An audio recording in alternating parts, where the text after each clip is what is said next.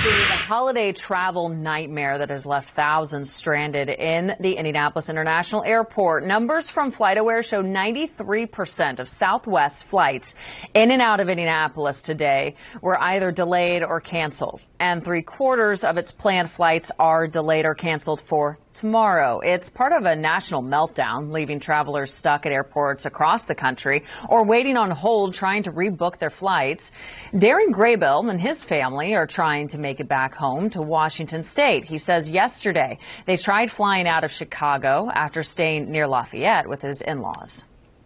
We couldn't get anywhere, couldn't even talk to anybody to figure out what was going on. And so we talked to a few individuals that kind of filled us in on their experience, and we decided that we weren't really getting anywhere. Southwest now says it will offer a full refund or flight credit that will not expire. Nationwide, Southwest has canceled more than 2,600 flights, accounting for 65% of its schedule. The airline CEO calls it the biggest disruption he's seen in his career. The company now plans to operate at just a third of its flight schedule into the new year to catch up. Now, as for the cause, bad luck and bad timing. Last week's winter storm hit Southwest's two biggest hubs, Chicago and Denver.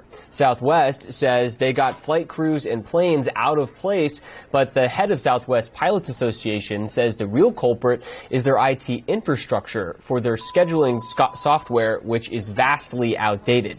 Transportation Secretary Pete Buttigieg promised he is putting Southwest Airlines under federal scrutiny.